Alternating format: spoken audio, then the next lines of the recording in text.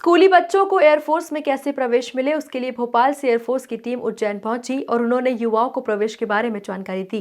Dewas road स्थित 10 MPBN NCC पर बच्चों ने एयरफोर्स में जाने की प्रक्रिया के बारे में समझा।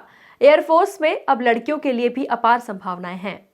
इंडियन आर्मी के भोपाल रेंज से 4 ऑफिसर उज्जैन के 10 MPBN NCC बटालियन पर पहुंचे। यहां पर उन्होंने आर्मी के बच्चों को एयरफोर्स के 24 ग्रेड के बारे में जानकारी दी। इंडियन फोर्स में रैली, भर्ती और एग्जाम के माध्यम से युवाओं को प्रवेश दिया जाता है, जिसकी जानकारी अधिकारियों ने बच्चों को दी। NCC के बच्चों ने बताया कि आर्मी के बारे में तो जानकारी थी, लेकिन एयरफोर्स के बारे में जानकारी नहीं थी। आज जानकारी मिली है कि कितना क्वालिफिकेशन चाहिए होता है, कौन से स्टेशन है, एज कितनी होनी चाहिए और कितनी एक्स्ट्रा फैसिलिटी एयरफोर्स में दी जाती है, जिसकी जानकारी आज दी गई है।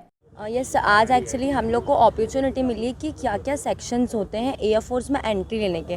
जिस हिसाब से अभी हम लोगों ने आर्मी विंग ज्वाइन कर रखा है, राइट, तो हम लोग को आर्मी के बारे में तो नॉलेज था, लेकिन एयरफोर्स के बारे में इतना नॉलेज नहीं था। तो आज सर लोगों ने हमें ये बताया है कि कौन कौन से सेक्शंस हैं जिसके थ्रू हम एयरफोर्स में जा सकते हैं, एजुकेशनल क्वालिफिकेशंस क्या चाहिए रहती है, एज क्राइटेरिया क्या होता है। इसके अलावा जैसे एजुकेशन और एज क्राइटेरिया के जनरली मिल जाता है, राइट, लेकिन जो अलावेंस मिलते हैं कि कितनी एक्स्ट्रा फैसिलिटीज़ जो एयरफोर्स है वो प्रोवाइड करता है, ये सर ने बताया। और इसके अलावा सर ने ये भी बताया कि ये जो विंग है एयरफोर्स का, राइट, ये जो भोपाल से आए हैं, तो ये अपार्ट फ्रॉम एयरफोर्स और भी अगर हम लोग को कोई हेल्प लगे तो वो एनी टाइम हम लोग को हेल्प करने के लिए रेडी है। और जैसा कि उन्होंने ये भी बताया कि अभी गर्ल्स के लिए जो फैसिलिटी है वो इतनी नहीं है एयरफोर्स में, but they are trying to improve it much more. तो ये भी उन्होंने बताया कि किस हिसाब से एक बेहतर तरीके से गर्ल एयरफोर्स में जा सकती है और अपना करियर बना सकती है। हम यहाँ पे 10 MP बटालियन जो एयरफोर्स वाला सर आए थे, आज उन लोगों ने हमें बताया कि जिस तरह एयरफोर्स में आप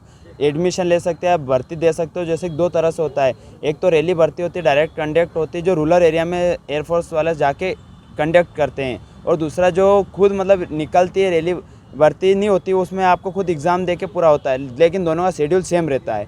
दोनों में सेम ही चीज़ें रहती है कि आप अगर रैली भर्ती देते हो तो वो भी सेम है, उसमें रैली भर्ती में रहता है कि कुछ लोग जो रूरल एरिया से वहाँ नहीं जा पाते हैं, कि वो जाने समर्थ नहीं हो या फिर उनको पता नहीं रहता है, तो इसलिए एयरफोर्स वाले खुद जाके वहाँ पे रूरल एरिया में ही भर्ती लेते, रैली भर्ती। उसमें क्राइटेरिया दिया है और क्या है क्राइटेरिया? जैसे 24 ट्रेड है एयरफोर्स में, तो 24 ट्रेड के लिए ही वहाँ पे उनके सिलेक्शन होते हैं। हर पोस्ट के लिए अलग अलग होता है और ऑफिसर्स के लिए अलग से आप होता है, जैसे इंडिया CDS से आप डाल सकते हैं वहाँ पे। कितना एजुकेशन मांगा जाता है? एजुकेशन ग्रेजुएशन प्लस B.Ed मांगते हैं एजुकेशनल शिक्षक टीचर के लिए वहाँ पे। और उसके बाद अगर आप फिटर में या ITI में आपने फिटर इलेक्ट्रॉनिक का रखा है तो उससे भी आप जा सकते हैं। फोर्स की टीम हमेशा हेल्प करने के लिए भी तैयार है, जिसके लिए उन्होंने हेल्पलाइन नंबर भी बच्चों को दिया है। एयरफोर्स में अब लड़कियों के लिए भी अपार संभावनाएं हैं।